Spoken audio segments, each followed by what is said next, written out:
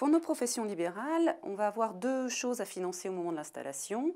La partie murs, locaux, et en fait la partie mobilier, véhicules ou matériel. Donc pour la première partie, on va pouvoir proposer un plan de financement adapté sur un crédit long terme avec la possibilité d'avoir une caution IMOPRO SACEF qui permet en fait d'avoir une garantie sans hypothèque. Pour la partie mobilier, véhicule ou matériel, on va avoir deux options possibles, soit faire un écureuil express, donc c'est un crédit qui permet de financer à hauteur de 40 000 € sans garantie, ou tout simplement du crédit bail immobilier qui permettra là de bénéficier d'avantages fiscaux.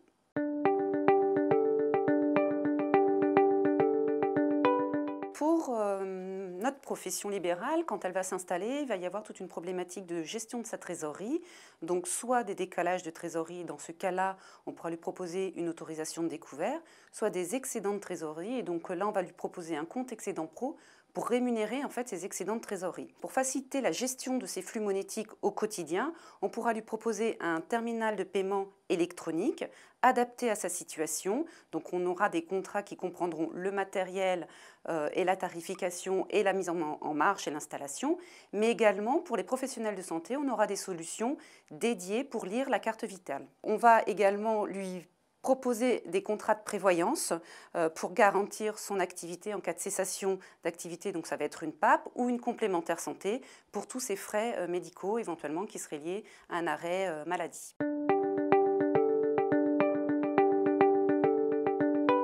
Pour notre profession libérale, au moment de son installation, elle ne va pas obligatoirement penser à la cessation de son activité et de son départ en retraite, puisqu'elle va commencer jeune.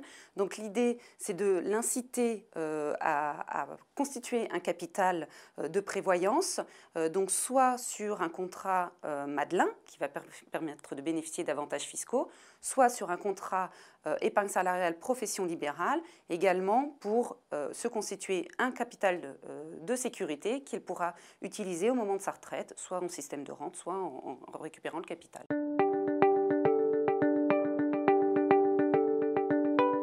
En conclusion, ce qu'on conseille à nos professions libérales, c'est de rencontrer régulièrement leurs conseillers professionnels, puisqu'en fait, tout au long de leur vie professionnelle ou personnelle, la situation va évoluer.